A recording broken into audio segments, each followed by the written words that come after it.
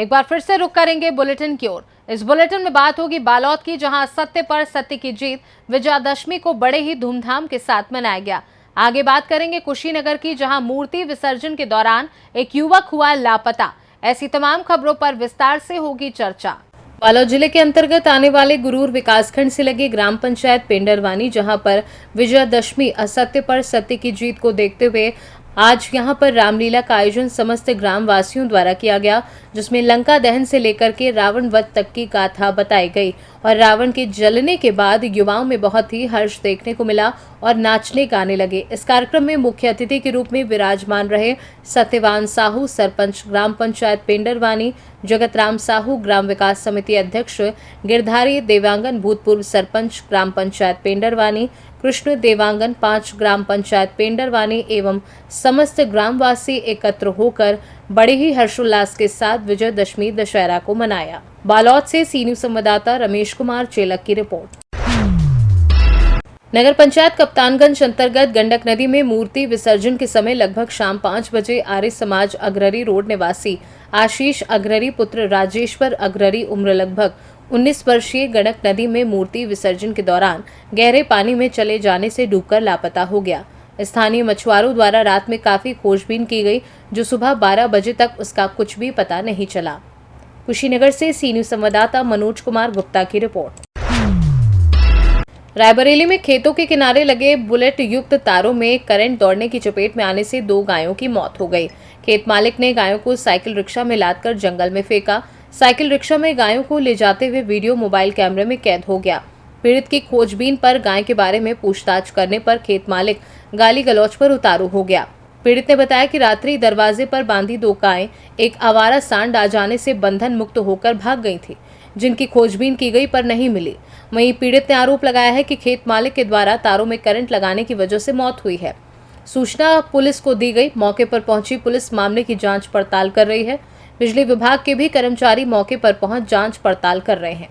घटना बछरावा थाना क्षेत्र के ग्राम बन्नावा की है। क्या नाम है आपका? चेतना शंकर दीक्षित उर्फ कल्लू दीक्षित। क्या हुआ है आपकी गाय के साथ? सर ये गैया जो है दुआरे बांधी हुई थी, जो आवारा पशु आया उसकी वजह से रात में टुरा गई। अब 12-1 बजे तक आदमी जगता है, उसके बाद आदमी सो जाता है, क्योंकि चोरों का माहौल है इसलिए आदमी सो जाता है। उसके बाद घर के पापा और सो गए, हम भी सो गए। उसके बाद ये रात में टुरा गए। उसके बाद हमने इनको रात में जब करीब वही 3 बजे करीब उठे तो इनको हेरा ओरा नहीं मिली, तो पापा हमका जगह कि यार गैया बहुत टुरा गई। तो देखा गिराव बबूरे के गिराव बंधे हैं, गैया गटे निकल गई। तो हम पापा ने कहा चलो भाई आ रही हैं। वही के बाद इनका सुबेरे ही रिटर्न नहीं मिली। वही के बाद जो है हम जो है चले गए गांव के अंदर शंकर जी का मंदिर, वहाँ दर्शन करे। वही के बाद हम जो है इनका हमका को बतावा कि हमको सब जो सबसे कहें तो सबसे कहें, तो पता लगा गैया जो है ऐसी जो है बहाई जा रही। तो हम तड़ाका आन तो देखें कि एक गैया यह कहती बहाई जा रही है, एक गैया यह कहती बहाई जा रही। पूरे बिजली के तार जो हैं पूरे गांव के किनारे का घर है इनका, और पूरे में तार लगे हैं। अपना इत्मीनान घर में सो आवत ठीक। और वह की बात गैया मर गई, लाद एक ऐसी एक वैसे हमें लगे बाकायदे वीडियो है।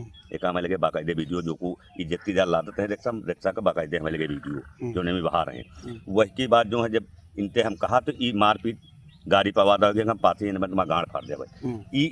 मतलब कहेंगे सब कर्म तुम्हारा कही जा रहा। हमने कहा चलो ठीक। हम वहाँ गए, 100 नंबर का फ़ोन लगा हुआ, 100 नंबर आई। 100 नंबर थाने की तला दी।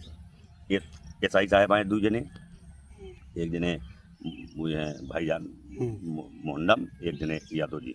2 SI साहब आए, जाँच के एक बाद अपन सब कुछ ठीक कहे अपन चलेगी।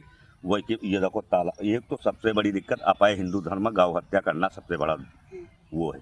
एक तो हम 4-5 किलो दूध देती नहीं। हमारे को छोट लड़का है, 2-3 ठियाँ।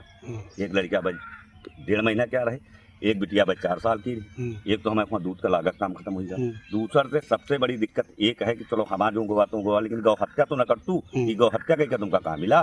सबसे बड़ी दिक्कत तो यह सामने खड़ी है। क्या चाहते हैं आप? हम ये मत चाहिए कि मत सजा हुए इनका सख्त कार्रवाई की। रायबरेली से सी न्यूज संवाददाता देवराज की रिपोर्ट। टीकमगढ़ जिले के थाना मोहनगढ़, जहां के पुलिस अधीक्षक रोहित केशरवानी के सख्त निर्देश हर थाने को दिए गए हैं कि जुआ सट्टा जैसे अवैध कारोबार करने वाले आरोपियों पर अंकुश लगाया जाए।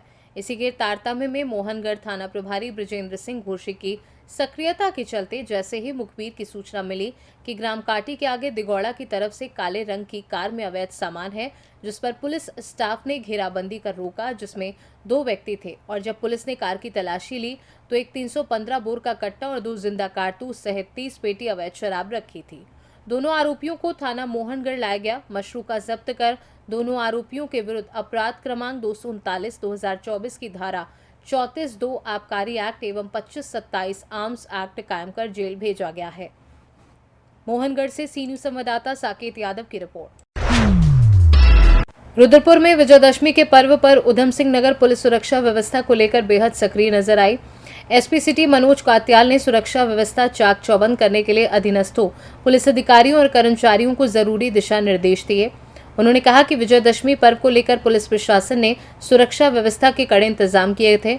उन्होंने अधीनस्थ पुलिस अफसरों और कर्मचारियों को उनकी ड्यूटी के संबंध में जरूरी दिशा निर्देश दिए। जानिए क्या कहा एसपी सिटी मनोज कात्याल ने सी न्यूज भारत से।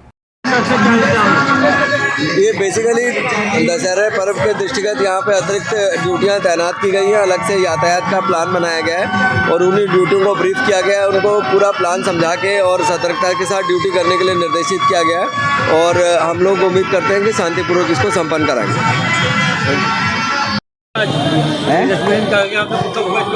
विजयदशमी के दिन लोगों को विजयदशमी की हार्दिक शुभकामना दूंगा।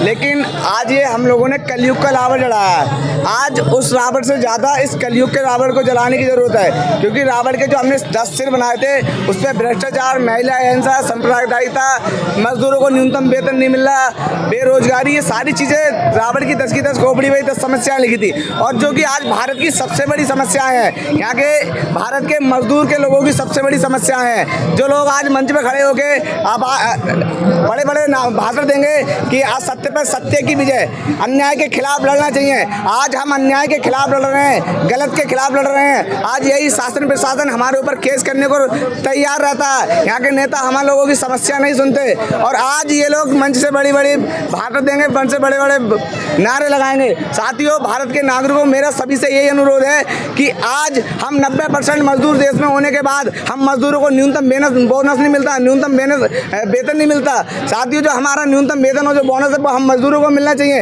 हमें बोनस नहीं मिलता।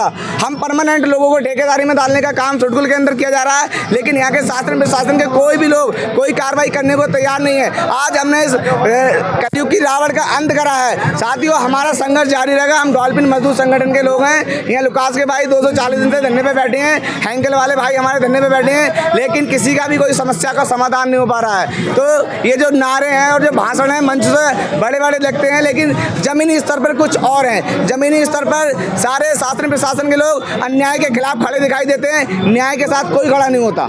उत्तराखंड से सी न्यूज संवाददाता एम सलीम खान की रिपोर्ट। बुलेटिन में बस इतना ही। देश दुनिया की बाकी खबरों को जानने के लिए आप देखते रहिए सी न्यूज भारत।